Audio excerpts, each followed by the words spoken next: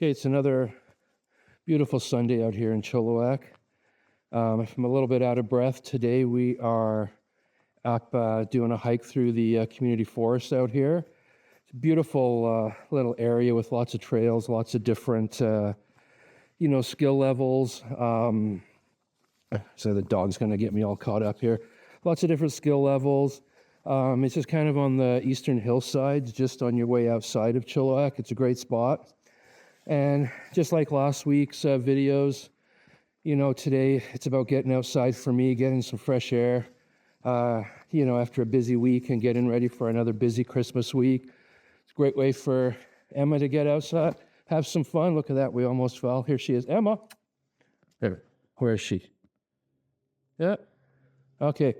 So back to it. Today we're going to talk a little bit about something we started doing this year to kind of help alleviate some of the stresses of the family dinners.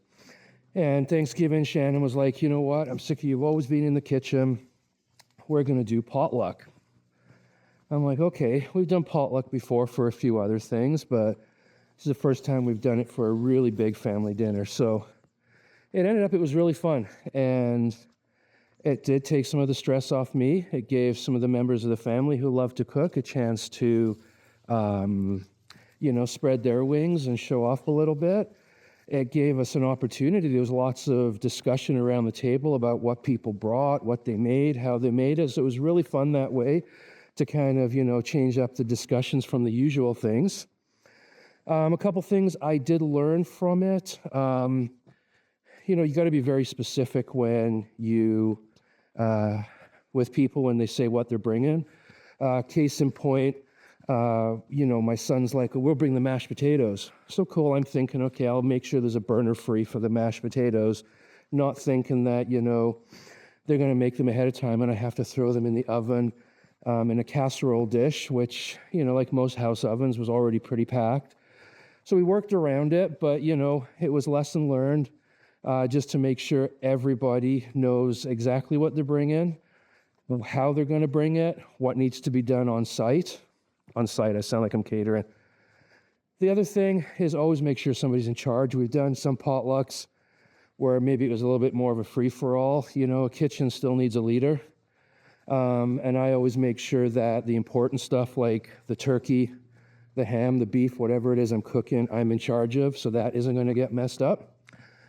It was a really fun experience, but like I say, having somebody in charge and coordinating it, is very important. We did a little off topic, but we did a Christmas party one year and the staff wanted to do potluck and I let one of the cooks, be in charge of the beef. And if you've never been to a staff party for restaurant people, you're missing out on something pretty crazy. And things got a little out of hand, and I'm like, Rob, are you going to put that roast in? We're going to eat in an hour. Oh, it's just going to take 20 minutes, chef. Don't worry about it. So we had the coldest, rarest, maybe raw prime rib we've ever had in our life. So that's why you need somebody in charge, somebody sober. I also learned that year not to let other people make drinks for you at parties, because that was the first and last time I will ever have a candy cane martini. You can do the potluck. It's a great idea. Just make sure there's parameters in place. Somebody's in charge, how it's going to come, how it needs to be cooked or reheated. And I guess if you haven't to worry about any allergies with people coming as well, you'll have to make sure you coordinate that with everybody. But overall, it's a pretty fun experience to do it that way. Alleviates a little bit of the stress and gives everybody a little something more to talk about at dinner.